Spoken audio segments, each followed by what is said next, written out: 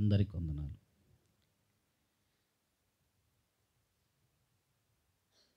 ఈ కుటుంబ ఆశీర్వాద కూడికలో నేను కొన్ని విలువైన మాటలను మీకు అందించాలని ప్రార్థనపూర్వకంగా కొన్ని మాటలను సిద్ధపడ్డాను. దేవుని సన్నిధిలో ఉండి వాక్యము వింటున్న మీరైనా సరే, యూట్యూబ్ ద్వారా వర్తమానం వింటున్నటువంటి ప్రజలైనా సరే, ఈ వర్తమానాన్ని ఎంత లోతుగా అర్థం చేసుకుంటే అంత లోతుగా మీరు ఆశీర్వదింపబడతారు. వాక్యము బ్రతికించేది, బాగు చేసేది. వాక్యము స్థిరపరిచేది, నడిపించేది. వాక్యము నీ దగ్గరకు వస్తుందంటేనే ఒక మంచి సిద్ధపాటు కలిగిన నడిపింపుతో నీవు ప్రభు సన్నిధిలో అగపడ్డప్పుడు ఆ వాక్యం నీలో ఫలించింది. ఆ వాక్యం నీలో ఫలభరితంగా మారింది. లేదు, నీ మనస్సు, నీ ఆలోచనలు ఎక్కడో ధ్యాసంతా వేరే దగ్గర పెట్టేసి ప్రభు సన్నిధిలో నువ్వు కూర్చోటాన్ని బట్టి ఉపయోగం ఏముండదు. ఆ దినాన ఒకవేళ నువ్వు మందిరములో తోటి విశ్వాసికి అగపడిన విశ్వాసి అవుతావేమో, కానీ దేవుని దృష్టిలో విలువలేని ఆరాధన చేసిన విశ్వాసి అవుతావు. కాబట్టి కుటుంబ ఆశీర్వాద కూడికలో నేను చెప్పదలుచుకున్న మాట ఏమిటంటే, జీవితంలో ఏ తల్లి అయినా తండ్రి అయినా ఒక ప్రాముఖ్యమైన పని చేయాలి. ఇప్పుడున్న పరిస్థితుల కాలాల్లో ప్రతి తల్లిదండ్రులు ప్రయాసంతా ఏమిటంటే, నేను చనిపోయే లోపల మా పిల్లలకి కాస్త ఆస్తి కూడబెట్టాలి అని ఒక ఆశ. మరి కొంతమందికి బంగారం వెనకేయాలి అని ఒక ఆశ. మరి కొద్దిమందికి ఒక మంచి ఇల్లు కట్టి పెట్టాలి అని ఒక ఆశ. మరి కొద్దిమంది తల్లిదండ్రులకి మాకు చదువు లేదు, మా పిల్లలన్నా ఒక మంచి చదువుగా ప్రయోజకులు చేయాలన్న ఆశ. ఇలా భూమి మీద ఉన్న ప్రతి తల్లిదండ్రులు ఏదో ఒక ఆశతో బ్రతుకుతూ ఉంటారు. ఏదో ఒక ఆసక్తితో పిల్లల కొరకు అది చేయాలి, ఇది చేయాలి అన్న ఆలోచనతో జీవిస్తూ ఉంటారు. అంతకన్నా ప్రాముఖ్యమైనది తల్లి తండ్రి చేయాల్సిన బాధ్యతారహితమైన పని ఒకటి ఉంది. ఒకవేళ తండ్రి లేడు, నిద్రించిండు, తల్లిగా నువ్వు ఉన్నావు, నువ్వు చేయాల్సిన బాధ్యతారహితమైన పని ఒకటి ఉంది. ఒకవేళ తల్లి లేదు, తండ్రిగా నీ ఉన్నావు, నువ్వు చేయాల్సిన బాధ్యతారహితమైన పని ఒకటి ఉంది. నా దృష్టిలో నేను ఏమంటానంటే, పిల్లలకి కావాల్సిందంతా సంపాదించి పెట్టానయ్యా అన్నవాడు గొప్పవాడు కాదంట. నేను ఎప్పుడు క్రైస్తవుడి గురించి మాట్లాడుతున్నా. నేను కుటుంబంలో ఇక నేను చచ్చిపోయినా వాళ్ళకి కొదువనేది లేని జీవితాన్ని అయితే నేను ఇచ్చాను అంటే సరిపోదు. అసలు ఒక మానవుడికి కావాల్సింది, ప్రాముఖ్యమైనది క్రైస్తవుడికి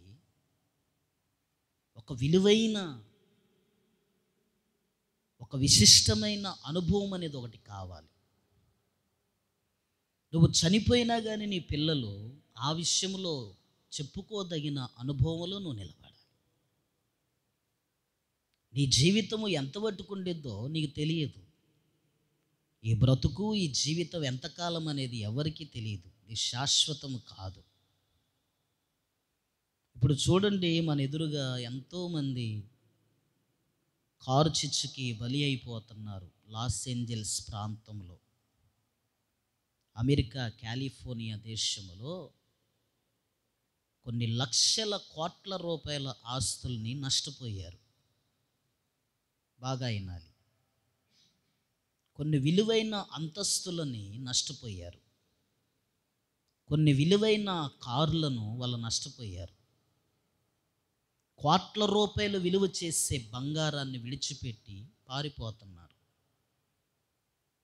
డబ్బును విడిచిపెట్టి పారిపోతున్నారు, ఏటీఎంలను విడిచిపెట్టి పారిపోతున్నారు, భవంతులను విడిచిపెట్టి పారిపోతున్నారు. కానీ వారిలో ఏదో ఒక వేదన అయితే ఉండిద్ది. ఇంత సంపాదించామే, కళ్ళెదురుగే బోడిదైపోతుంటే ఏంటి పరిస్థితి అన్న బాధ, వేదన వాళ్ళలో ఉండిద్ది. కానీ వారి పిల్లలు ప్రశ్నార్థకంగా మాట్లాడతారు. కానీ మన పిల్లలు మన గురించి చెప్పుకోదగిన ఆశ, ఆలోచన, ఆసక్తి ఒకటై ఉండాలి. నేనేమంటానంటే, నీ పిల్లలకి ఆస్తి అంతస్తులను నువ్వు సంపాదించి పెట్టొద్దు అని అనట్లే నేను. నీ పిల్లల్ని చదివించొద్దు అని అనట్లే నేను. నీ పిల్లలకి ఉద్యోగాలు రావాలన్న ఆశతో బ్రతకొద్దు అనట్లే నేను. నీ పిల్లలు ఒక పనోళ్ళు కావాలి అన్న ఆలోచనతో బ్రతకొద్దని చెప్పట్లే నేను. నీ పిల్లలకు ఒక మంచి వివాహం కావాలి అని ఆశపడటంలో తప్పు లేదు, నేను అనట్లేదు. అన్నిటికన్నా ప్రాముఖ్యమైన అనుభవం ఒకటి కావాలి.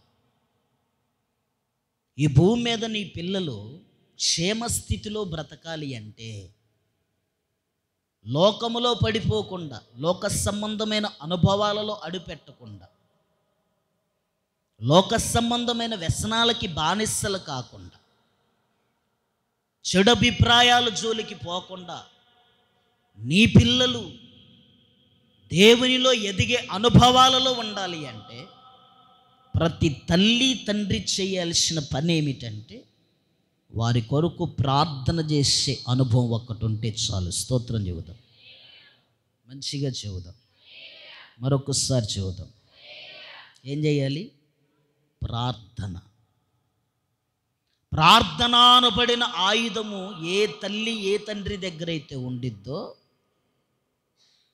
ఏ ఇంట్లో అయితే ఆ అనుభవం అనేది ఉండిద్దో, ఎవరి జీవితంలో అయితే ఆ సాక్ష్యాన్ని కలిగి బ్రతుకుతారో వారి పిల్లలు ఏ కోణములో ఆశీర్వదింపబడాలో ఆ కోణములో నా దేవుడు నిశ్చయముగా ఆశీర్వదిస్తాడు.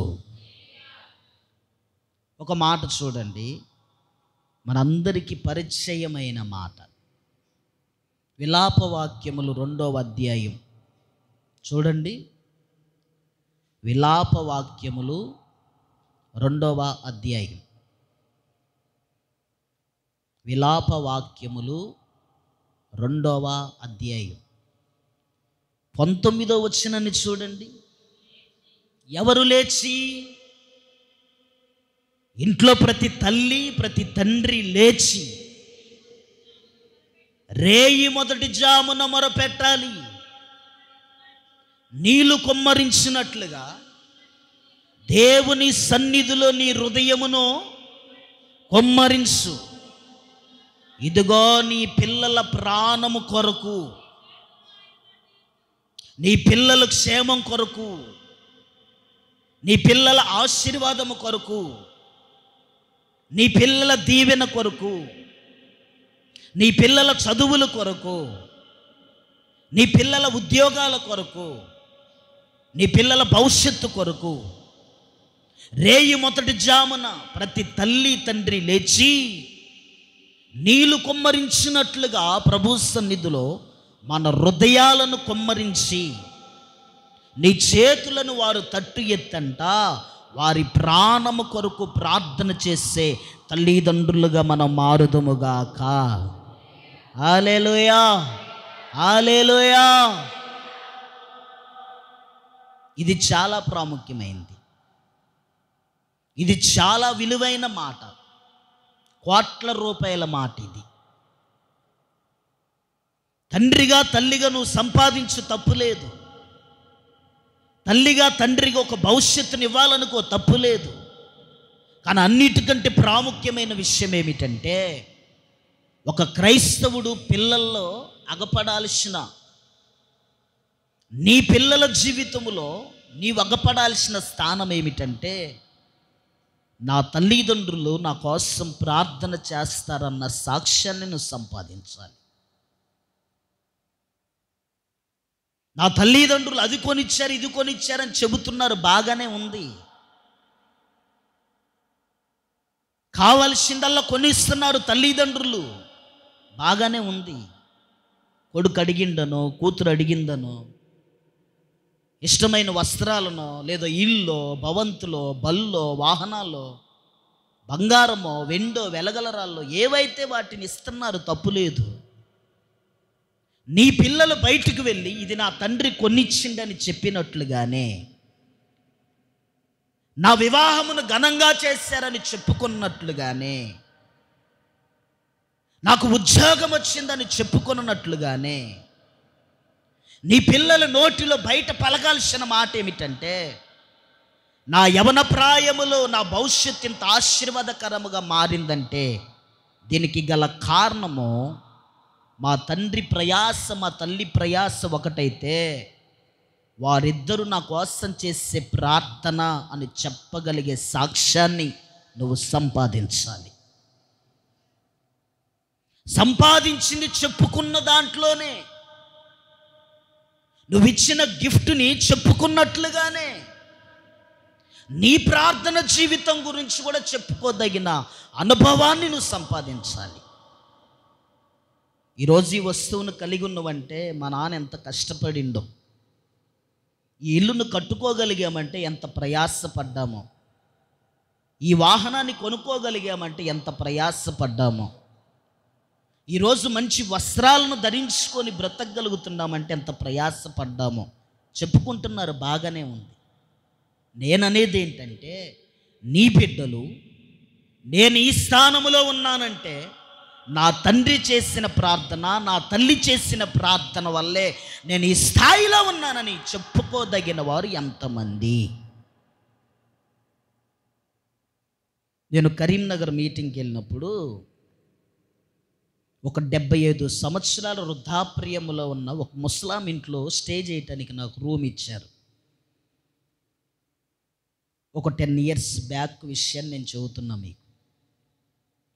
75 సంవత్సరాల వృద్ధాప్రియములో ఉన్న ముస్లాం ఇంట్లో నాకు స్టేయింగ్ రూమ్ ఇచ్చారయ్యా, ఒక పూట మీరు ఇక్కడ ఉంటే తర్వాత మీరు మీటింగ్ చూసుకొని వెళ్ళిపోవటానికి బాగుండిద్దని.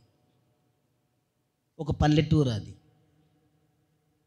ఆ ఇంట్లో ఆ తాతగారు చనిపోయిండు, ఆ మామగారు ఒక్కతే మిగులుంది, వారి పిల్లలు. ఈ విషయం చాలా జాగ్రత్తగా వినాలి. వాళ్ళ పిల్లలు నేనే కూలి పని చేసుకుంటున్నారులే అనుకుంటున్నా నేను. ఆ ఇల్లేమో పెంకిటిల్లు, సెల్ఫ్లో చూస్తే మాత్రం చక్కగా బైబిల్స్ ఉన్నాయి, డైరీస్ ఉన్నాయి. తాతగారు వెనకటి కాలం చదువుని ఆధారం చేసుకొని ప్రభువుని ఎరిగిన తర్వాత నమ్మకంగా ఆయన ప్రభువులో ఎదిగి జీవించడాన్ని బట్టి వీళ్ళ పిల్లలు ఏదో పనికెళ్ళి ఉంటారులే అనుకున్నా నేను. నాకు ఉదయాన్నే ఆ అమ్మమ్మే కాస్త ఇంత టిఫిన్ సిద్ధపరిచింది, ఉప్మా సిద్ధపరిచి తీసుకొచ్చి నా ప్రార్థన ముగించుకున్న తర్వాత కొద్దిసేపు ఆ అమ్మమ్మతో మాట్లాడటానికి నాకు అవకాశం కలిగింది. నేను అన్నాను, మీ వయసు ఎంత అంటే 75 సంవత్సరాలు అయ్యా. ఈ 75 సంవత్సరాలలో నువ్వు ఒంటరిగా ఉన్నవేంటి? మరి నీకంటూ తోడెవరు లేరా? నీకు గర్భఫలము లేదా? నీకు పిల్లలు లేరా? తాతగారు లేరంటే తాతగారు మహిమలో చేర్చబడిండయ్యా అని చెప్పింది. ఆమె చెప్పిన మాట ఏంటంటే, అంత పల్లెటూరు ప్రాంతం అంతటి మీద కూడా జాతిలో కూడా తక్కువ జాతి కలిగిన వాళ్ళు అలా లెక్కేసుకున్నా కానీ ఒకప్పుడు వాళ్ళంటే చాలా హీనంగా చూసేదంట ఆ ఊరోళ్ళు. వాళ్ళు నడిచి వస్తుంటేనే ఆవిడ దూరం వెళ్ళేదంట. వాళ్ళ ఆయన ఆవిడ నడిచి వస్తుంటే ఆవిడ దూరం వెళ్ళేదంట. ఎందుకో తెలుసా? ఆ ఊరు మొత్తం మీద మొట్టమొదటి క్రైస్తవులు అంట వాళ్ళు. అరే ప్రార్థన వాళ్ళు రైల్లో అంటరాని వాళ్ళరా అని చెప్పేసి ఆ ముసలాయన అంట దూరపరిచే వాళ్ళంట, దూరంగా పోయేవాళ్ళంట వాళ్ళిద్దరు వస్తూ ఉంటే.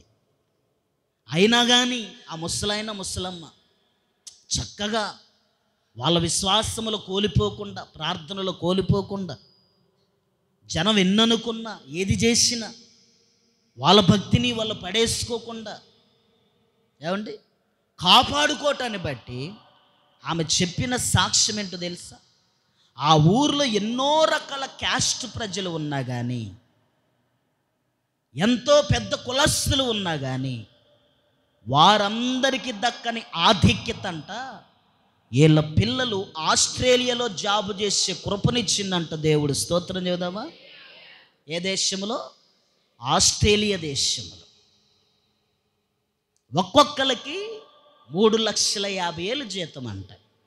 2 కొడుకులు ఆస్ట్రేలియాలో, కూతురు సింగపూర్లో సెటిల్ అయిందంట. ఆమెను చూస్తే పిల్లల ఆ స్థానంలో ఉన్నోళ్ళలాగా అగపడట్లేదు. వాళ్ళు చెబుతారంట ఆస్ట్రేలియాలో, అమెరికాలో, లేదంటే సింగపూర్లో వాళ్ళు చెబుతారంట, మేము ఈ స్థాయికి రావటానికి గల కారణం మా అమ్మ పొలవమ్మిన డబ్బులు కాదు, వేరే కాదు. మొట్టమొదటిగా మా తల్లిదండ్రులు మా కోసం చేసిన ప్రార్థన మమ్మలను దేశాలు దాటించింది అంటారంట. స్తోత్రం చెబుదాం. వాళ్ళు ఎక్కడన్నా నిలబడని, వాళ్ళ మీటింగ్స్ జరుగుతుంటాయి కదా, బోర్డు మీటింగ్స్ జరుగుతూ ఉంటాయి ఆఫీస్ ఎంప్లాయీస్కి. అక్కడ అడుగుతారంట, మీది పల్లెటూరు కదా, మీరు ఎలా వచ్చారు ఇంత స్థానానికి? మీరు ఎలా ఆశీర్వదింపబడ్డారు? అసలు ఇంత స్థానానికి రావటానికి మీ తల్లిదండ్రులు ఎంత ప్రయాసపడ్డారంటే, మా తల్లిదండ్రులు కష్టం ఉంది, మా తల్లిదండ్రులు ప్రయాస ఉంది, కానీ వాటికంటే ముఖ్యంగా ఒక మాట చెప్పదలుచుకుంటున్నాం. మేము ఎప్పుడు చూసినా కానీ మేము నలిగిపోతున్నా, మేము బాధలో ఉన్నా, మేము కూలి పని చేసుకుంటున్నా, మేము చదువుతున్న వేళలో కూడా మా తల్లిదండ్రులు మేము చూసిన మొట్టమొదటి లక్షణం ఏమిటయ్యా అంటే, మా తల్లిదండ్రులు నమ్మిన దేవుని యందు మా కొరకు చేసిన ప్రార్థనే మాకు ఆశీర్వాదకరంగా మారింది. అది చెప్పుకోవాలంట. నేను విలాప వాక్యములో రాయబడిన మాట అదే. నువ్వు లేచి రేయి మొదటి జామున, నీకెన్ని పనులు ఉన్నా, నువ్వెంత బిజీ పర్సన్వే అయినా, నీకెన్ని లక్షల ఆదాయమే ఉన్నా, 1,000 రూపాయల ఆదాయమే పరుడువే నువ్వు అయి ఉండొచ్చు, 100 రూపాయల ఆదాయ పరురాలువే నువ్వు అయి ఉండొచ్చు. ఎన్ని పనులు ఉన్నా, ఎన్ని కార్యక్రమాలు ఉన్నా, ఎన్ని కార్యకలాపాలు ఉన్నా కానీ యాజ్ ఏ పేరెంట్స్గా చేయాల్సిన పని ఏమిటంటే, ప్రతి తల్లి ప్రతి తండ్రి నీ పిల్లలు చూసేటట్లుగా నువ్వు ప్రార్థన చేయాలి. స్తోత్రం చెబుదామా? దానిని వాళ్ళు మర్చిపోరు. నీ పిల్లలు వినేటట్లుగా కూడా ప్రార్థన చేయాలి నువ్వు. ఒకటి, నీ పిల్లలు చూసేటట్లుగా ప్రార్థన చేయాలి. రెండవది, నీ పిల్లలు వినేటట్లుగా నువ్వు ప్రార్థన చేయాలి. ఎన్ని మార్లు చేయాలయ్యా అంటే, నీ బ్రతుకు కాలమంతా నువ్వు వాళ్ళ కోసం ప్రార్థన చేస్తూనే ఉండాలి. స్తోత్రం చెబుదాం. హల్లెలూయా. ఎలా చేయాలి? నీ బ్రతుకు కాలమంతా,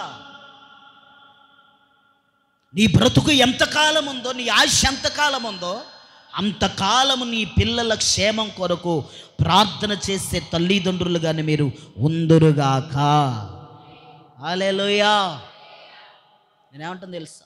నువ్వు ప్రార్థన జీవితాన్ని కలిగి ఉంటే నీ పిల్లలు ప్రార్థన జీవితాన్ని కలిగి ఉంటారు. నువ్వు ప్రార్థన జీవితాన్ని కలిగి ఉంటే నీ పిల్లలు చెప్పాలి ఏం కలిగి ఉంటారు? ప్రార్థన కలిగి ఉంటారు. ఇప్పుడు హీరోలందరూ ప్రయాస ఏంటి? వాళ్ళ పిల్లలు కూడా హీరోలు కావాలి. హీరోయిన్లు ప్రయాస ఏంటి? నేను ఎంత అందంగా మెరిశానో, నేను ఎంత చక్కగా డాన్స్ చేశానో, ఎన్ని కోట్ల మంది ప్రజలను నేను ఆకర్షించుకున్నానో, నాకు పుట్టబోయే పిల్లలు కూడా అంత అందంగా ఉండాలి, అలా ఆకర్షించుకోవాలి. అది వాళ్ళ లక్ష్యం. నాయకుడి లక్ష్యం ఏంటి? నేను ఎమ్మెల్యేగా గెలిచి రాజ్యానికి, గ్రామానికి, ఒక మండలానికి, ఒక నియోజకవర్గానికి ఒక మంచి పేరు తెచ్చుకున్నా. రేపు నా పిల్లలు కూడా అలాగే కావాలి. చూడండి వాళ్ళ ఆలోచనలు ఎట్టున్నాయి. డాక్టర్ ప్రయాస ఏంటి? నా పిల్లగాడు కూడా డాక్టర్ కావాలి. యాక్టర్ ప్రయాస, నా పిల్లలు కూడా యాక్టర్ కావాలి. ఇప్పుడు నేను చెప్పేది ఏమిటంటే, నువ్వు ఏదైతే కావాలనుకుంటావో అదే నీ పిల్లలు అవుతారు, కానీ వేరేది అవుతారా? అవుతారా? అవరు. నువ్వు ఎలా ఆశీర్వదింపబడాలనుకుంటావో అలాగే ఆశీర్వదింపబడతారు. నువ్వు ఎలా జీవించాలనుకుంటావో అలాగే జీవిస్తారు. నువ్వు నడిపే విధానము, నువ్వు నేర్పించే విధానము, నువ్వు బోధించే విధానము, నువ్వు మాట్లాడే విధానము, నువ్వు చూపించే విధానము. అమ్మాయి చాలా జాగ్రత్తగా వినాలి. నువ్వు చూపించే విధానము, నువ్వు నడిపించే విధానము, నువ్వు నేర్పించే విధానమే నీ పిల్లల్లోకి వచ్చింది. అందుకే నేనేమంటున్నానంటే, నీ ప్రార్థన నీ పిల్లలు చూడాలి, నీ ప్రార్థన నీ పిల్లలు వినాలి. ఇది ఎప్పుడైతే నీ ఇంట్లో నువ్వు స్టార్ట్ చేస్తావో వారిలో ఎక్కడ ఉన్నా కానీ ఒక భయం కలిగిద్ది. వారు ఏ స్టేజ్లో ఉన్నా కానీ ఒక భయం కలిగిద్ది. ఏంటో తెలుసా భయం? నా తల్లి ప్రార్థన నన్ను గద్దిస్తుందన్న భయం వాళ్ళలోకి వచ్చింది. నా తండ్రి ప్రార్థన నన్ను గద్దిస్తుందన్న భయం వాళ్ళలోకి వచ్చింది. నీ ప్రార్థన కనుక వాళ్ళు చూస్తే ఒకరోజు కాకపోయినా ఒకరోజు వాళ్ళు ప్రార్థన చేసుకుంటారు. నీ ప్రార్థన కనుక వాళ్ళు వింటే ఒకరోజు కాకపోయినా ఒకరోజు వాళ్ళ ప్రార్థన నడిపింపులోకి వస్తారు. కాబట్టి నీ దగ్గర ఉండాల్సింది ఏమిటంటే, ప్రతి తల్లి తండ్రి దగ్గర రేయి మొదటి జామున నీ 2 చేతులను దేవుని తట్టెత్తి నీ పసిబిడ్డల ప్రాణము కొరకు, వారి ఆశీర్వాదం కొరకు, వారి దీవెన కొరకు, వాళ్ళ మేలుల కొరకు, అయ్యా లోకం ఎంతో చెడ్డుగా ప్రయాణం చేస్తుంది. మా ఎదురుగా ఎంతోమంది పిల్లలు త్రాగుడికి, సిగరెట్లకి బానిసలైపోతున్నారు, గుట్కాలకు బానిసలైపోతున్నారు, టిక్ టాక్లకు బానిసలైపోతున్నారు. ఏమండి, మొన్న మధ్య మన విశ్వాసులు చూసే టిక్ టాక్, మన విశ్వాసులతో ఎంత వైడోరంగా చేస్తుందామా? ఏంటిది? Tick talk. సిగ్గుండాల. అందుకే అంటాక దేవుడు కాల్చే అధికారం ఇవ్వలేదు, కానీ ఒక్కొక్కరు పెట్టగాల్సినట్టు బాల్చేస్తా.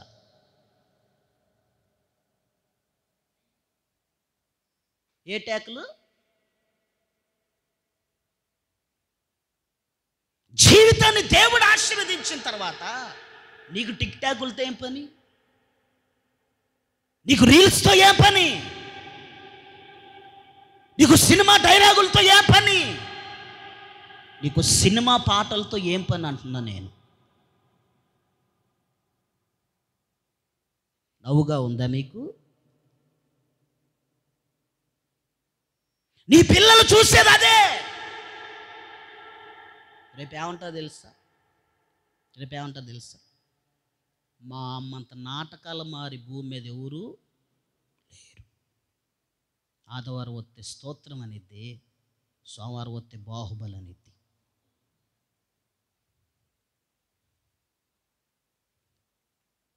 మీరేదో నవ్వుతలగా తీసుకుంటున్నారు. జాగ్రత్త. సమాజానికి నువ్వేం నేర్పిస్తున్నావో నీ దగ్గర నుంచే పోయింది. నువ్వు క్రైస్తవుడివి, క్రైస్తవురాలు అయిన తర్వాత నీ ముఖానికి టిక్ టాక్లు ఎందుకు, రీల్స్ ఎందుకు అంటున్నా నేను? అల్లుడు చేయమందయ్యో, మొహాన్ని తగలేసుకోరాదు? తగలేసుకుంటావా? కొడుకు చేయమండు, భార్య చేయమంది, భర్త చేయమంటాడు, చేస్తావా నువ్వు?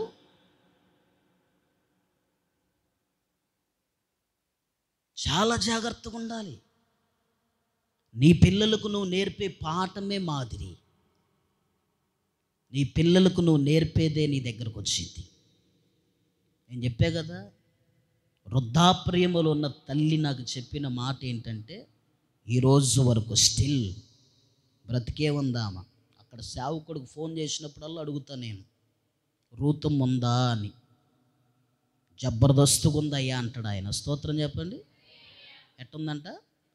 జబర్దస్తుగా ఉందండి అంటాడు. కరీంనగర్ వాళ్ళు అంటారు జబర్దస్తుగా ఉందండి అంటారు. ప్రతి తల్లి ప్రతి తండ్రిలో నేను చెప్పాగా చాలా విలువైన వర్తమానం అని చెప్పాను లేదా? మీరు మొహాలు మాడిసిన అర్థమైందా? మీరు మాడితే నాకేమన్నా అయిద్దా? ఏంది అయిద్దా? అయిద్దా కాదు. అయినా ఏమన్నా అయిద్దా? నువ్వు మొహం మాడితే నాకేమన్నా అయిద్దా? ఏంది కాదు. మన జీవితంలో తీసుకునే డిసిషనే మన పిల్లల దగ్గరికి ఫార్వర్డ్ అయిద్ది. అది చెప్పండి, ఫార్వర్డ్ అనండి, ఫార్వర్డ్ అనండి, ఫార్వర్డ్ అనండి. నేర్చుకోండి ఇంగ్లీష్. ఫార్వర్డ్ అనండి. నువ్వు ఎట్ట నుంచున్నావు అనుకో, వాడేమంటాడు తెలుసు? నిజమది. నా ఎదురుగా ఒక తల్లి ఒక తండ్రి కొడుకు వచ్చారు. దేనికి? దేనికి? కటింగ్కి. దేనికి? కటింగ్కి. నాన్న పోలీసుడు కాబట్టి పోలీస్ కటింగ్ వేయించుకోవాలి, తప్పదు. ఎట్టా? ఇట మొత్తం తీసుకొని ఇక్కడ కొద్దిగా ఇట్లా టిప్పలాగా ఇట్లా ఉంచుకోవాలి. అది వాళ్ళ ధర్మం. అర్థమైంది? ఈడంటాడు కుర్చీలో కూర్చొని 4 సంవత్సరాలు ఈడికి ఇట్టంటుండు. ఏంది? మా డాడీ అంతకన్నా డిఫరెంట్గా ఉండాలంటుంది వీడు. ఆ అబ్బాయి పేరు విజయ్, కటింగ్ వేసాడు. రేయ్ మాకు ఎట్లాంటి వాళ్ళు ఉన్నప్పుడు నేను పాస్టర్ గారి సంగతి ఆయనకి వెళ్ళట్లున్నావు, ఇప్పుడు అరవకూడదురా, సైలెంట్గా చెప్పాలంట. ఏమండి? ఇప్పుడు తండ్రి దగ్గరికి కుమారుడికి ఏమైంది చెప్పండి? ఫార్వర్డ్ అయింది. ఏమైంది? ఫార్వర్డ్ అయింది. నేను అనేది అదే. ఒక తల్లిగా ఒక తండ్రిగా నువ్వు ప్రార్థన చేసి ఏడిస్తే నీ పిల్లలకు భయం కలిగిద్ది. అబ్బా, మా అమ్మ నా కోసమే ఏడిచేది, మా నాన్న నా కోసమే కదా ప్రయాసపడేది, ఇంత కష్టం చేసి వచ్చి కూడా దేవుని మీద ఆధారపడుతున్నారు, డబ్బులు చూపిట్లే. కొంతమంది ఇది ఒక పిచ్చి, నీకేంద్రా మేమున్నాగా పో ఏమంటారు, మేమున్నాగా నడు, నడు మేమున్నాగా అంటారు. దేవుడు ఉండరాని మాత్రం, దేవుని మీద ఆధారపడరాని మాత్రం చెప్పరు. ఇదే నువ్వు నేర్పించేది? నేను మొన్న ఈ మధ్య ఒక స్టేటస్ పెట్టా. ఏమనంటే దాన్ని చాలామంది లైక్ చేశారు.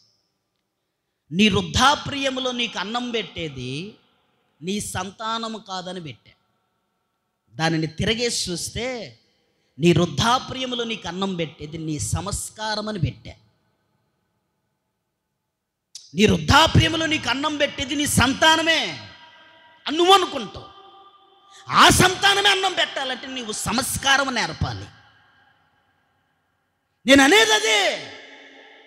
నీ పిల్లలకు నువ్వు ప్రార్థన నేర్పాలి, నీ పిల్లలకు నువ్వు వాక్యం నేర్పాలి, నీ పిల్లలకు నువ్వు భక్తి నేర్పాలి, నీ పిల్లలకు నువ్వు పరిశుద్ధత నేర్పాలి, నీ పిల్లలకు నువ్వు దేవుడంటే భయము నేర్పాలి, నీ పిల్లలకు సేవకుడు అంటే ఏంటో చెప్పాలి, నీ పిల్లలకు పరిచర్య ధర్మం అంటే ఏంటో చెప్పాలి.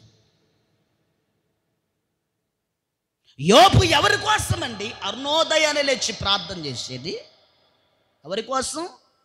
తన పిల్లల కోసము ప్రతి అరుణోదయాన్ని లేచి ప్రభు తట్టు చేతులెత్తి వారేమన్నా పాపం చేశారేమో అని వాళ్ళ కోసము బలి అర్పణలు అర్పిస్తున్నాడంట. స్తోత్రం చెబుదామా?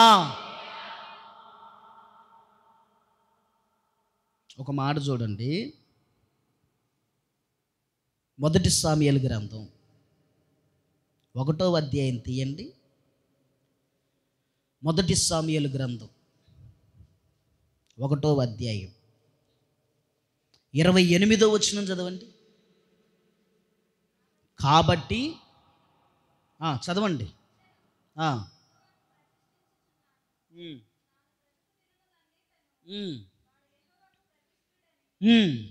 చెప్పాను, అప్పుడు వాడు యెహోవాకు అక్కడే ప్రార్థన చేసినట్టు. స్తోత్రం చూద్దామా, బిగ్గరగా చూద్దామా. ఎవడు వాడు?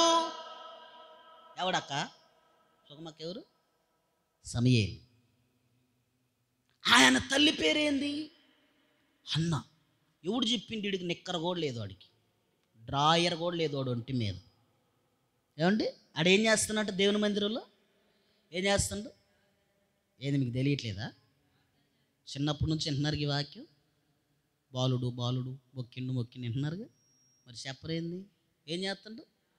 అందరూ చెప్పండి, మంచిగా చెప్పండి. ఏం చేస్తుండు? ప్రార్థన. ఎక్కడ చూసిండో తెలుసాడు? వాళ్ళ అమ్మ దగ్గర చూసిండు. ఎవరి దగ్గర? వాళ్ళ అమ్మ దగ్గర చూసిండు. అమ్మ మా అమ్మ ప్రార్థన పరురాలు కాబట్టి నేనేం కావాలి? ప్రార్థన పరుండు కావాలి. నువ్వు గయాలైతే మన పిల్లలు ఏమవుతారు? నీ స్పీకర్ కొద్దిగా ఉందనుకో, మన పిల్లల స్పీకరు డీజీ ఎట్టుండిద్ది? ఇప్పుడు క్వాలిటీ పెరిగింది కదా, ఏమొచ్చింది ఇప్పుడు? అప్పుడు 250 నడిచినాయి అండి. మా పిల్లప్పుడు 250 కూడా పెట్టుకోలే మేము. మాకు తెలియక ఒట్టి మేళం పెట్టుకొని ఊరు మొత్తం తిరిగినాం. మా పెళ్ళైన సంవత్సరం డీజే వచ్చింది. మన నోహనే నవ్వుకుంటాము కదండి, మన పెళ్ళి ఎప్పుడు రాలేదండి డీజే అంటుంది. ఇప్పుడు నేను అన్నది మీకు అర్థమైందా? మన నోరు ఒక క్వాలిటీకి సంబంధించింది అనుకుందాం. మన పిల్లల నోరు ఎంత పెద్దగా ఉండిద్ది? ఉపేంద్ర, మహేంద్ర ఎంత పెద్దగా ఉండిద్ది? చాలా పెద్దగా ఉండిద్ది. ఫార్వర్డ్ అవుతుంది. ఇప్పుడు హన్నా ప్రార్థన సమూయేలు దగ్గరకు వచ్చింది. స్తోత్రం చెబుదామా. ఏమొచ్చింది? సమూయేలు దగ్గరికి. మన ఎలీషా, జాన్ పాల్, ఇక్కడ పిల్లలు ఉంటారు కదా, ఆ అమ్మాయి పిల్లలు, ఈ పేరేందమ్మా? ద్వారక పిల్లలు ఉంటారు, చిన్న పిల్లలేగా. నేను 30 సార్లు రాని ఇటు ప్రజల దగ్గర, నేను 30 సార్లు రాని. అరే ఒకసారి చెప్పిన గారా అంటే వాడు ఎక్కడ చదువుతాడా? మళ్ళీ ఆడు ఉపేంద్ర కొట్టుకాడు ఎదురైతే అటు గోడెం పోతాగా ఎంతమంది ఉన్నాను అంటే ఆడు ఎలీషా ప్రజలనే గారు అంటాడు. అంటే ఆడిని చూస్తే భలేగుండిద్దండి నాకు. ఎన్నిసార్లు అన్నా ఇటు కాలనీ పోని వాడు ప్రైజ్లాడు చెప్పుంది ఉండడండి. ఎన్నిసార్లు ఏమండి, నేను ఈ రోడ్లో ఎన్నిసార్లు తిరిగితే అన్నిసార్లు ఈ రెబక ద్వారకా పిల్లలు కంపల్సరిగా ప్రైజ్లాడు చెప్పే పని మీదే ఉంటారు. ప్రైజ్లాడయ్యా ప్రైజ్లాడయ్యా ప్రైజ్లాడయ్యా అని. అంటే నేనేమంటానంటే, ఇదిగో మన దగ్గర ఉన్నది మన పిల్లలకి వచ్చిద్ది, మనం నేర్పేది మన పిల్లలకు వచ్చిద్ది, మనము బోధించేది మన పిల్లలకు వచ్చిద్ది. మనం ఏదైతే అలవాటు చేస్తామో ఆ అలవాటే పిల్లలకు వచ్చింది. ఇప్పుడు సమూయేలు అంట బాలుడయ్యుండి అక్కడనే మ్రొక్కెను అంట. స్తోత్రం చెప్పండి. ఈ మాట ఎన్నిసార్లు కొత్తగా ఉండిద్ది మీకు. ఎన్నిసార్లు అయ్యా అంటే సచ్చినంత కాలం తల్లి ప్రార్థన, కొడుకు నడిపింపు. స్తోత్రం చెప్పండి. తల్లి ప్రార్థన, కొడుకు నడిపింపు. ఇప్పుడు కొడుకులు ఏం చేయాలి?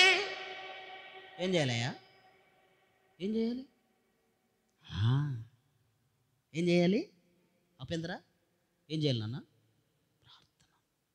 ఎన్నిసార్లు? బ్రతికినంత కాలం. భోజనం ఎన్నిసార్లు చేస్తారా? 3 సార్లుగా. గట్టిగా ఆకలిస్తే 4 సార్లు.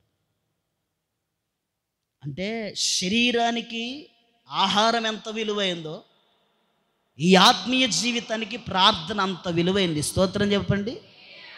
ఇక ప్రార్థన అనే దూపం లేకపోతే నువ్వు పడిపోయినా నీకు తెలియదు.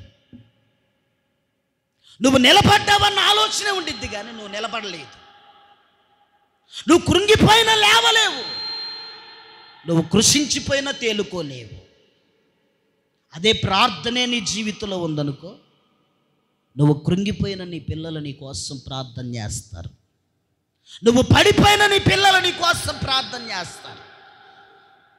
కాబట్టి మన ఆత్మీయ జీవితంలో సమూయేలుకి అన్న ప్రార్థన ఎలాగైతే తోడుగా ఫార్వర్డ్ అయిందో, మన జీవితంలో, మన కుటుంబంలో, మన పిల్లలకి అలాగే ఫార్వర్డ్ అవునుగాక.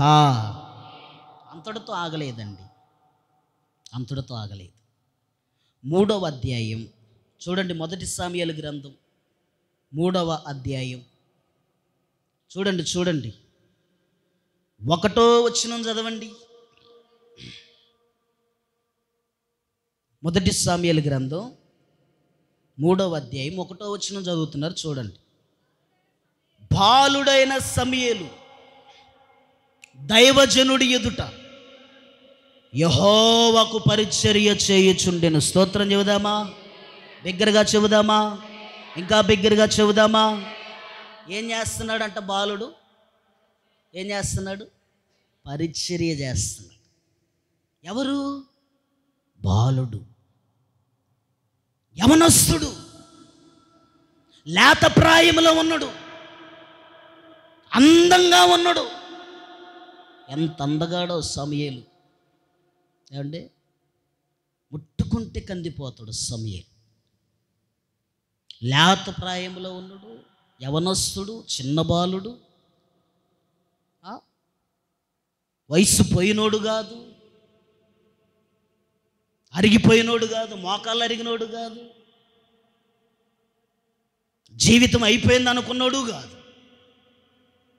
తన జీవిత ప్రారంభమని ఎలా చేశాడంటే, దేవుని ఎదుటంట, సేవకుడి ఎదుటంట ఒక పరిచారికుడుగా ఎదుగుతున్నాడంట. కుమారుడు పరిచారికుడైందంటే తల్లి ఏమై ఉంది?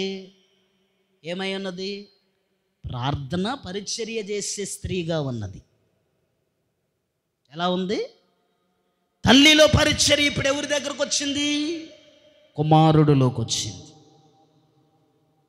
ఇప్పుడు నువ్వే పరిచర్య చేయకపోతే నీ పిల్లలు ఏం చేస్తారు? చేస్తారా? చేయరు. దేనికో తెలుసా? మా అమ్మే శుభ్రంగా పడుకుంటే లేదు కానీ నేను పొయ్యి చెయ్యాలా అనుకుంటాడు వాడు. ఏమనుకుంటాడు? నేను పొయ్యి చెయ్యాలా అనుకుంటాడు వాడు. దేనికో తెలుసా? జ్ఞానం కలిగిన నువ్వే అజ్ఞానంగా ఉన్నప్పుడు నీ పిల్లల జ్ఞానంగా ఎలా వస్తారు?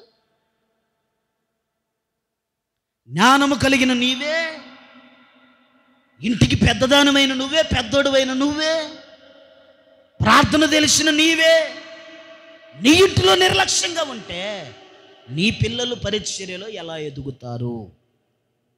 ఎదుగుతారా? ఎదగరు. మనం మాత్రం ప్రార్థన చేస్తాం. ఏమన్నా తెలుసా?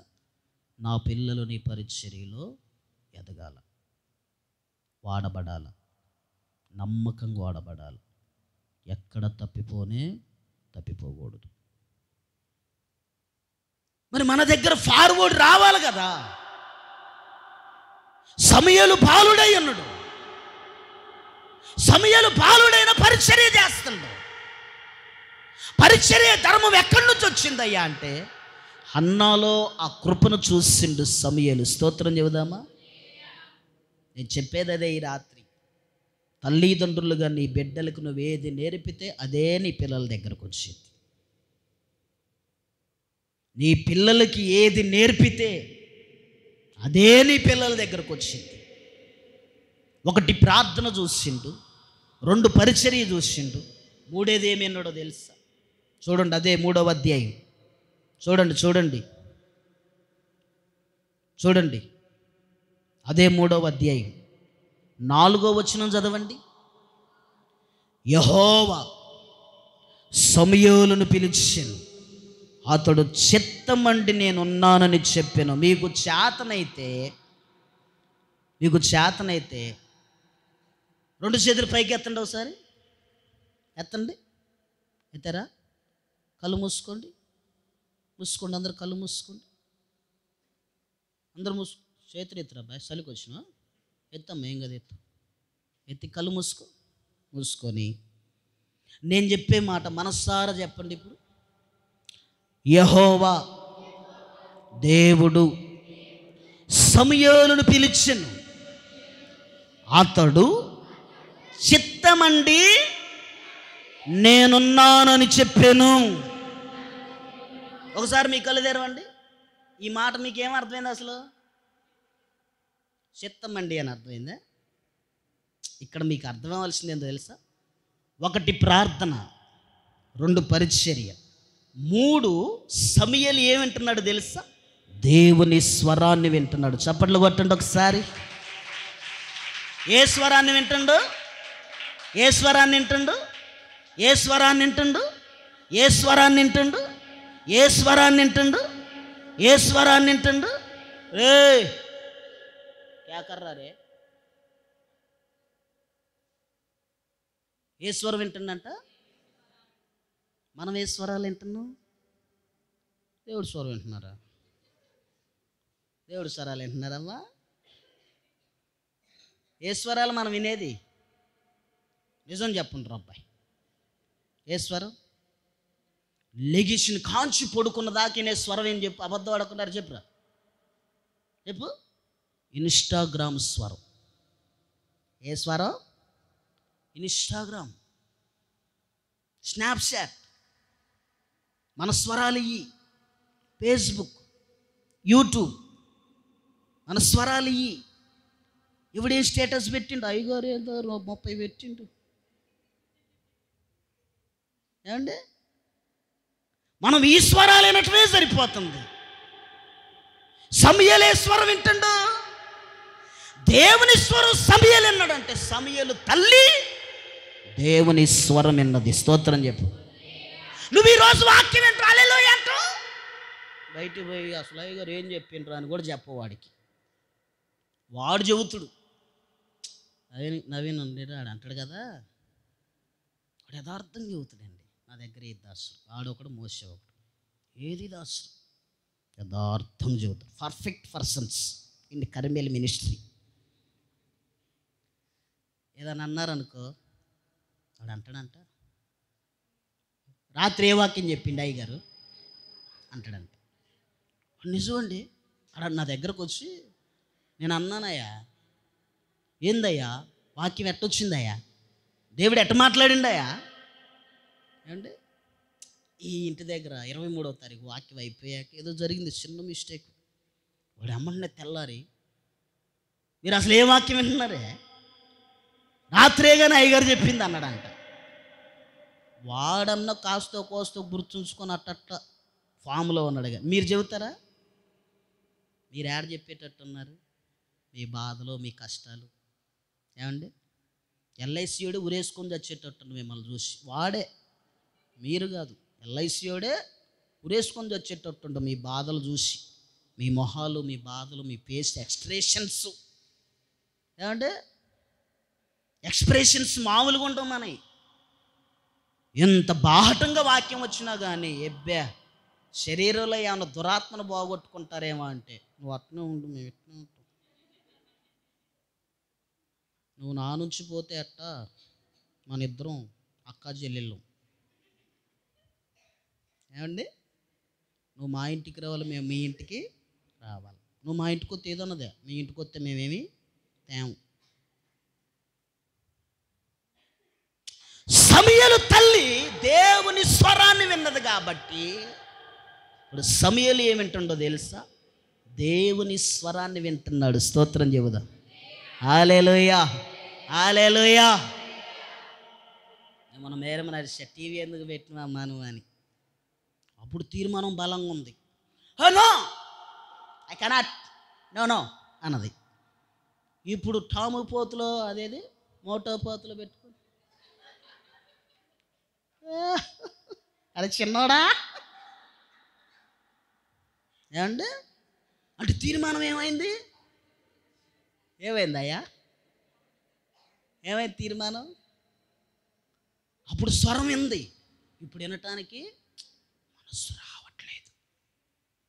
ఆ ఒక్కతే కాదులే, ఓ అబ్బో మా ఇంట్లో అసలు టీవీలో లేవు అన్నట్టు చేస్తున్నారు. ఇక సుక్కమ్మ గారు అయితే వేసిన తలుపు అసలు ఎవరు చూడరు శుభ్రంగా. ఇక ఎదర టీవీ శుభ్రంగా. ఏమండి? నిజమా కదా వెంకటేశ్వర గారు? ఒప్పుకోండి. అప్పుడు దేవుడి స్వరం విన్నారు. ఇప్పుడు స్వరాలు వినటానికి మనస్సు రావట్లేదు.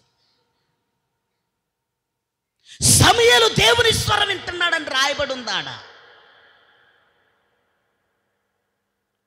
నువ్వు దేవుని స్వరం వింటే నీ పిల్లలు దేవుని స్వరం వింటారు. స్తోత్రం చెప్పు, మంచిగా చెప్పు, దగ్గరగా చెప్పు, సంతోషంగా చెప్పు. నువ్వేది నేర్పితే అది నీ పిల్లల దగ్గరకు వచ్చింది. సైదులో జాగ్రత్త. Real, not a joke. మన ప్రవర్తనే మన పిల్లలకు నేర్పించబడింది. నువ్వు ఇంట్లో తిట్టు, వాడు రోడ్లో తిడతాడు. ఏం చేస్తాడు? రోడ్లో తిడతాడు వాడు. నువ్వు ఇంట్లో అరు, నేను అరుతున్న వాడికి ఏం తెలియట్లేదు అనుకో మాకు, వాడు రోడ్డు మీదకి వచ్చి వాడతాడు ఆ లాంగ్వేజ్. ఫార్వర్డ్, రోడ్డు ఎక్కుతుంది, జాగ్రత్త. ఇంకో మాట చెప్పానా? మార్కు సువార్త తీయండి, 6వ అధ్యాయం. మార్కు సువార్త 6వ అధ్యాయం తీయండి, అందరూ తీయండి. మార్కు సువార్త 6వ అధ్యాయం 24, 25 చూడండి. అందరూ తీయండి, చూడండి, అందరూ చూడండి. మార్కు సువార్త 6వ అధ్యాయము 24, 25. గనుక ఆమె వెళ్ళి నేనేమి అడిగదనని తన తల్లిని అడగగా, ఆమె బాప్తీసమిచ్చి యోహాను తల అడగమనెను. వెంటనే ఆమె త్వరగా రాజునొద్దకు వచ్చి బాప్తీసమిచ్చి యోహాను తల పల్లెములో పెట్టి ఇప్పుడే నాకిప్పింపుమని గోరుచు అని చెప్పెను అని ఉందాడ. తలలు పైకెత్తండి. ఒక తల్లి కూతురు మధ్యలో జరుగుతున్న సంఘటన ఇది. ఒక తల్లి కూతురు మధ్యలో జరుగుతున్న సంభాషణ ఇది. ఇప్పుడు ఆ తల్లి బిడ్డకేమి నేర్పుతుందంటే సంస్కారం నేర్పట్లేదు, దేవుని భయం నేర్పట్లేదు, సమూయేలులాగా పరిచర్య చేయని చెప్పట్లేదు, సమూయేలులాగా ప్రార్థన చేయని చెప్పట్లేదు, సమూయేలులాగా కనిపెట్టి ప్రార్థనలో ఉండు, ప్రభువు నిన్ను పిలుస్తాడని చెప్పట్లేదు. ఆమె చెబుతున్న విషయం ఏమిటంటే, నువ్వు వెళ్ళి ప్రతీకారాన్ని కోరు. కోపం పగ నేర్పుతుంది. తల్లి ఏమి నేర్పుతుందంటే పగ నేర్పుతుంది. నేను చెప్పింది అదే. నీ పిల్లలకు నువ్వేది నేర్పితే అదే వచ్చింది. తల్లి దగ్గరకు పోయినప్పుడు ఏం చెప్పాలా? అమ్మ ఏం అడగొద్దురా, నాన్నని నీకు విలువైన బహుమానం ఇవ్వమని చెప్పు అన్నాడు. అక్కడికి రాజు అన్నాడు, ఈ రాజ్యములో సగం మటుకు నీకు ఇస్తా, ఏం కావాలి అడుగురా బంగారు తల్లి అన్నాడు. తల్లి చెప్పాల్సిందేంటి? విలువైంది అడుక్కోమ్మా, నీ ఇష్టం వచ్చింది, చిన్న వయసులో ఉన్నావు, అమ్మా నీకు ఎన్నో కోరికలు ఉంటాయిరా, వెళ్ళి అడుగు ఏదో ఒకటి అని అంటే, ఆ తల్లి అంటుంది కదా, ప్రతీకారాన్ని కోరుతుంది, పగను నేర్పుతుంది, కక్షను నేర్పుతుంది. జాగ్రత్త. నీవు నీ బిడ్డలకు బోధించేదే వాళ్ళు నేర్చుకుంటారు. దానికి అర్థం ఏంటో తెలుసా? దైవజనుడిగా నేను ఇచ్చే శిక్షణలోనే మీరుంటారు. తండ్రిగా నేనున్నాను కాబట్టి నా శిక్షణలో మీరు ఎలాగున్నారో నీ ఇంట్లో నీ పిల్లలు అదే శిక్షణలో ఉండాలా. లేదు నా శిక్షణలో ఉండాలని నువ్వు ఒకవేళ కోరుకుంటే అది అనేక రకాలుగా దారితీసింది. ఈ రోజుల్లో ఎందుకంటే చిన్న పిల్లలకు మంచి పేరు ఉండట్లే, రోడ్ల మీద యవనస్తులే రోడ్ల మీద మంచి పేరు ఉండట్లేదు. Why? There is something in family. Because in the father, mother నుంచి వస్తున్న ఏదో పొరపాటు పిల్లలను వెంటాడుతుంది. నీ పిల్లల ముందు నువ్వేది చేస్తావో నీ పిల్లలు అదే చేస్తారు. ఇది జాగ్రత్తగా గుర్తుపెట్టుకోవాలి. నీ పిల్లల ముందు నువ్వు ఏ నాటకాలు అయితే వేస్తావో నీ పిల్లలు అదే నాటకాలు వేస్తారు. నీ పిల్లల ముందు నువ్వు ఏ డ్రామా వేస్తావో అదే డ్రామా నీ పిల్లలు వేస్తారు. నీ పిల్లలకు నువ్వే అబద్ధాలు నేర్పుతావో వాళ్ళకు పుట్టబోయే పిల్లలకు అయ్యే అబద్ధాలు నేర్పుతారు నీ పిల్లలకి. ఎంత ప్రమాదానికి దారితీస్తుందో ఒకసారి ఆలోచన చేయండి.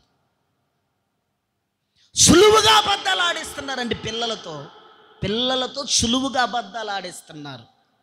సులువుగా, ఎంత సులువుగా అంటే నాకు ఒకసారి బాధేసింది. ఏంటి అసలు ఇలా బ్రతుకులు ఏమైతున్నాయి అనిపించింది నాకు. అంటే వాళ్ళు అనుకుంటున్నారు కదా, నా బిడ్డలు నన్ను వెనుకేసుకొని వచ్చారనుకుంటున్నారు, నా బిడ్డలు నన్ను దాచారనుకుంటున్నారు, నా బిడ్డలు నన్ను కాచారనుకుంటున్నారు తల్లిదండ్రులు. కానీ నేనేమంటాను తెలుసా, దానికి నష్టపరిహారాన్ని నువ్వు అనుభవించాలి, దానికి శిక్షను అనుభవించాలి. నువ్వు నీ పిల్లలకు నేర్పేది ప్రార్థన అనబడిన ఆయుధము పర్ఫెక్ట్గా ఉండాల.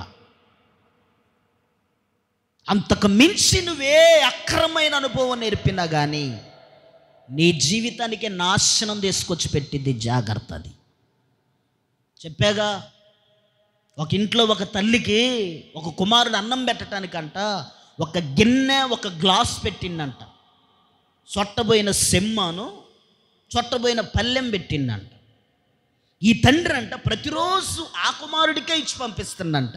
రేయ్ పోయి నాయనమ్మకు భూమిచ్చిరా పో, నాయనమ్మకి ఇసిరేసిరా పో, చేతికి కూడా దాడు పడేసిరా, అడి ఇసిరేసిరా, తింటే తిన్నది లేకపోతే లేపో అంటాడంట ఈ తండ్రి. ఒకరోజు ఈడు వయసు అయిపోయింది, తండ్రి వయసు అయిపోయింది, కుమారుడు వయసులోకి వచ్చిండు.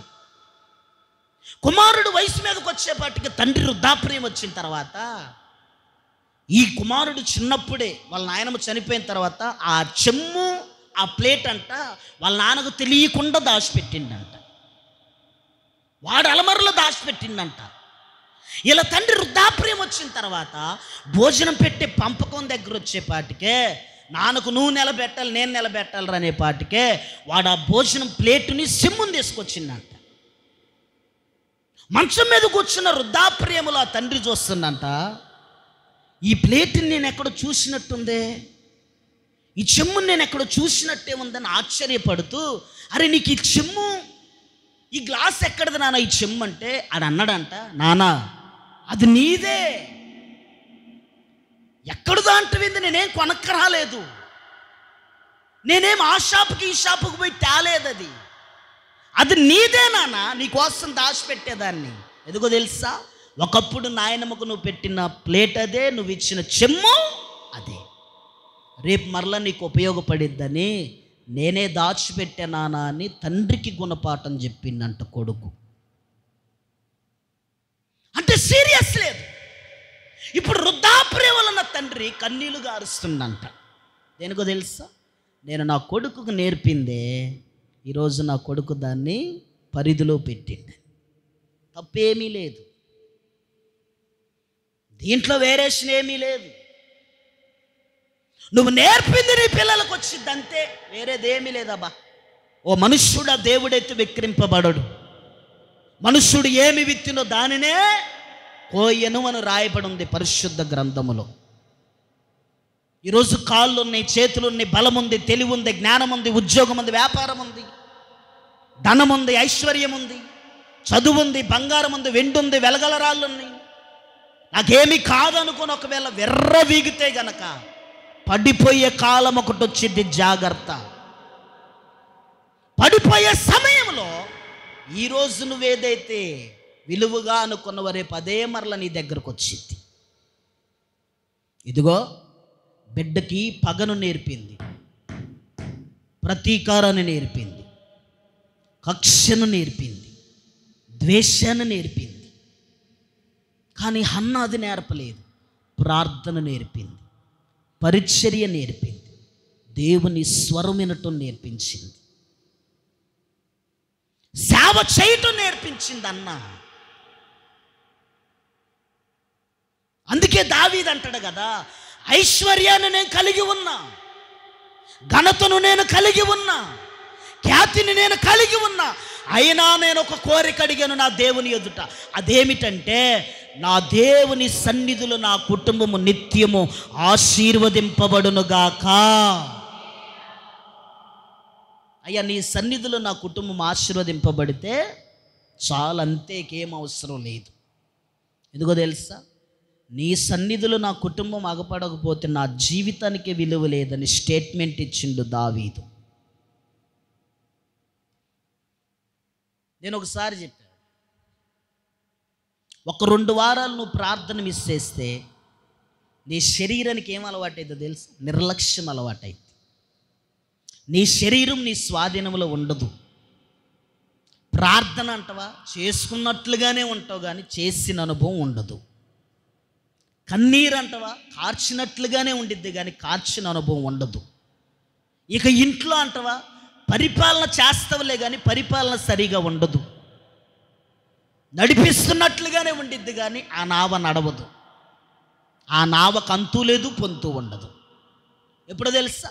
దేవుని సన్నిధిని మనం నిర్లక్ష్యం చేసినప్పుడు, ప్రార్థనను మనం నిర్లక్ష్యం చేసినప్పుడు, భక్తిని మనం నిర్లక్ష్యం చేసినప్పుడు.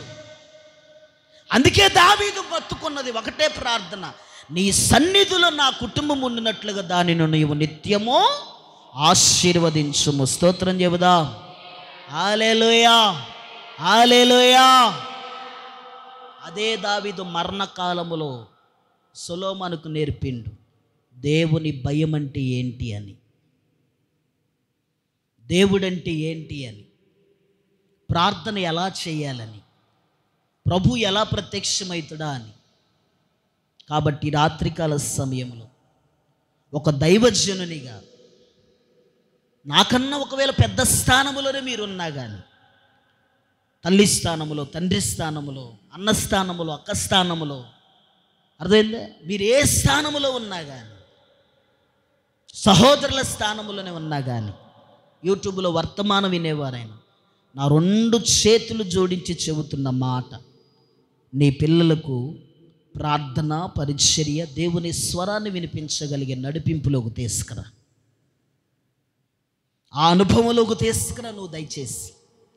అంతకు మించి వేరే ఏ అనుభవాన్ని నువ్వు తీసుకొచ్చి పెట్టినా కానీ అది నీకు నష్టాన్ని కొని తెచ్చిద్ది కానీ క్షేమాన్ని అయితే కొని తెచ్చిపెట్టదు. కాబట్టి నీ పిల్లల కోసం రేయి మొదటి జామున లేచి నీ 2 చేతులు ఆకాశము తట్టెత్తి, ప్రభువా నా పిల్లల్ని జ్ఞాపకం చేసుకోయని మనస్సారా ప్రార్థన చేసి ఒక తల్లిదండ్రులుగా మీరు మార్పు చెందుదురుగాక. అటువంటి ప్రార్థన అనుభవంలో మీరందరూ ఎదుగుదురుగాక. అటువంటి విశ్వాస జీవితంలో మీరందరూ నడుచుకుందురుగాక. దేవుడి మాటలను దీవించునుగాక. అందరూ ప్రార్థన చేసుకుందండి, మోకరించండి, ప్రార్థన చేసుకుందాం దయచేసి.